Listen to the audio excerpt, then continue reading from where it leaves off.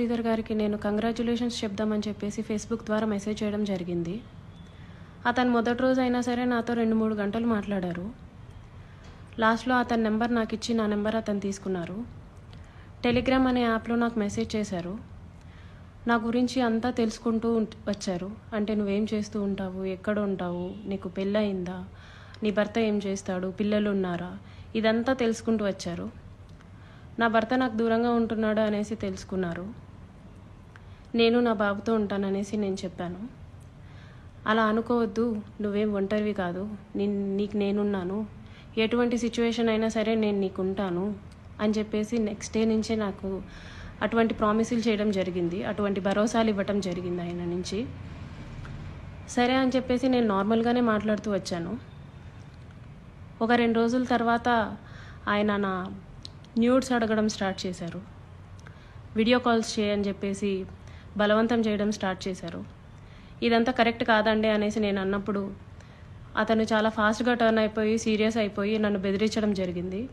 ఇది నా కోడూరు, నా నియోజకవర్గం, నువ్వు ఒక చిన్న ఎంప్లాయీవి, నీకు ట్రాన్స్ఫర్ చేయాలన్నా సరే నేనే దిక్కు, నీ మీద ఎంక్వైరీలు వేయిస్తాను, నీ కొడుకు నువ్వు ఒక్కరే ఉంటారు, జాగ్రత్త మరి చూసుకో అని చెప్పేసి బెదిరించడం జరిగింది. అయినా కూడా నేను న్యూడ్స్ పంపలేదు. కానీ దాని తర్వాత నుంచి కలుద్దామని చెప్పేసి నన్ను చాలా టార్చర్ చేయడం జరిగింది. కలుస్తావా లేదా అని చెప్పేసి బెదిరించడం జరిగింది. నేను కలవను అని చెప్పేసి జూన్ 14 నుంచి ఒక 20 రోజుల దాకా నేను అసలు కలవను అని చెప్పేసి భయపడుతూనే చెప్పాను. భయపడుతూనే నేను ఇగ్నోర్ చేస్తూ వచ్చాను. ఆయన ఒకసారి అన్నారు, నీ కొడుకు నువ్వు ఒంటరిగా ఉంటారు, చూసుకో, నీ కొడుకు ఏమైనా అయితే నన్ను అడగద్దు అనేసి భయపెట్టడం జరిగింది. సరే అని చెప్పేసి నేను జూలై 9, 2024లో ఫస్ట్ టైం కలిశాను అతన్ని. ఆయనే వచ్చేసి కారులో మా ఇంటి దగ్గరికి వచ్చి పిక్ చేసుకొని కడప రూట్ వెళ్దాం, కడప దాకా వెళ్దాం అనేసి చెప్పారు. ఏం మాట్లాడాలి అనేసి నేను అడిగాను. ఏమొద్దు, ఏం మాట్లాడొద్దు, కడప దాకా వెళ్దాం అనేసి చెప్పారు. కడప దాకా వెళ్లకుండానే రాజంపేట దగ్గర ఏదో పల్లె దగ్గర ఆపేశారు. మొత్తం డార్క్గా ఉంది ప్లేస్. ఎందుకండి ఆపారు అనేసరికి నాకు నువ్వు సెక్షువల్గా కావాలి అనేసి అడిగారు. లేదండి, నేను సెక్షువల్గా కుదరదు, నేను అలాంటి దాన్ని కాదు అనేసి చెప్పాను. నేను అలా చెప్పేలోపే నా ప్రైవేట్ పార్ట్స్ని టచ్ చేయటం, నన్ను బలవంతంగా దగ్గరికి తీసుకోవడం లాంటివి జరిగాయి. నేను కార్ డోర్ ఓపెన్ చేయడానికి ట్రై చేశాను. అతను నా జుట్టు పట్టుకొని వెనక్కి లాగేసి నన్ను గట్టిగా కొట్టారు. 2-3 సార్లు కొట్టారు. చాలా గట్టిగా కొట్టి కార్ సీట్ని అడ్జస్ట్ చేసేసి నా మీదకి వచ్చేసి నన్ను చాలా బలవంతంగా రేప్ చేయడం జరిగింది. నేను అరవడానికి ట్రై చేస్తుంటే నన్ను చాలా గట్టిగానే కొడుతూ వచ్చారు. అలా నా మీద ఫస్ట్ అటెంప్ట్ జరిగింది. నన్ను ఇంటి దగ్గర డ్రాప్ చేసి నేను దిగుతున్న టైంలో, నువ్వు ఈ విషయం ఎవరికైనా చెప్పినా సరే నువ్వు కొలాప్స్ అయిపోతావు, నీ ఫ్యామిలీ కొలాప్స్ అయిపోతుంది, స్పాయిల్ చేసిస్తాను అని చెప్పేసి నాకు చెప్పడం జరిగింది. నేను ఆ భయంతో నేను వెళ్ళిపోయాను, ఇంటికి వెళ్ళిపోయాను. నేను మా బాబే ఉంటాము.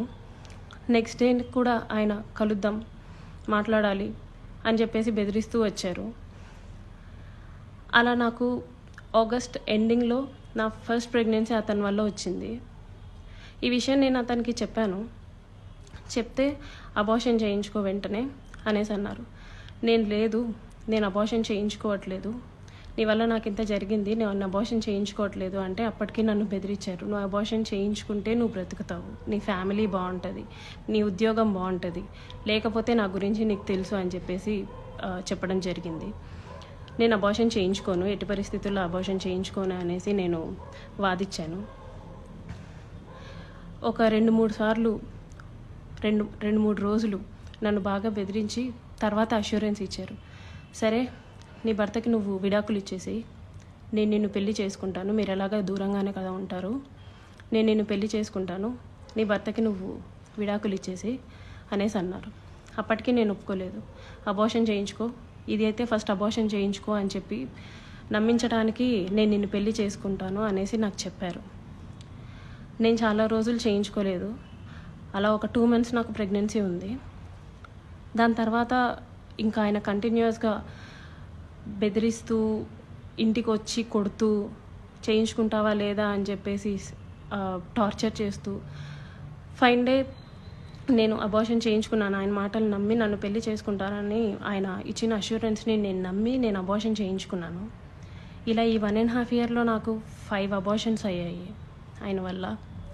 ఎప్పుడూ మా ఇంటికి రావటం, నాకు ఇష్టం లేదు అని చెప్పినా సరే నన్ను బలవంతంగా బయటికి తీసుకెళ్ళో లేకపోతే ఇంట్లోనో నన్ను కొట్టి మా వాళ్ళని బూతులు తిట్టి చాలా రకంగా నన్ను సెక్షువల్లీ అటెంప్ట్ చేయడం జరిగింది. నాకు తెలియని విషయం ఏంటంటే ఆయన నాకు తెలియకుండా మా వాళ్ళ నెంబర్స్, మా వాళ్ళ కాంటాక్ట్ డీటెయిల్స్, ఇంటి అడ్రస్లు ఇవన్నీ కనుక్కొని నా భర్తకి కాల్ చేసి నువ్వు ఆ పిల్లకి విడాకులు ఇవ్వాలి, విడాకులు ఖచ్చితంగా ఇవ్వాలి, లేకపోతే నిన్ను, నీ ఫ్యామిలీని, నీ కొడుకుని ఎవరిని వదలను, అందరినీ చంపేస్తాను అనేసి బెదిరించడం జరిగిందంట.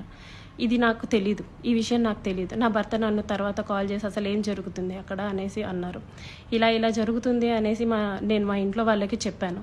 ఇలా రోజు ఇంటికి వస్తున్నాడు, నన్ను కొడుతున్నాడు, నన్ను టార్చర్ చేస్తున్నాడు, ఫిజికల్లీ నన్ను చాలా వాడుకుంటున్నాడు అనేసి నేను చెప్పి ఏడ్చాను. వాళ్ళందరూ నాకు దూరం అయిపోయారు. నీ ఇష్టం వచ్చింది నువ్వు చేసుకో అనేసి నన్ను తిట్టేసి నాకు చాలా దూరం అయిపోయారు. మేము ఇంకా నీతో మాట్లాడడం అని చెప్పి నన్ను వదిలేయడం జరిగింది. ఇదంతా ఆయన ప్లాన్డ్గానే చేసినట్టున్నారు. మా వాళ్ళందరినీ నాకు దూరం చేయాలి అన్న ఒక ఉద్దేశంతో చేసినట్టున్నారు. వాళ్ళందరూ నన్ను దూరంగా వదిలేశారు.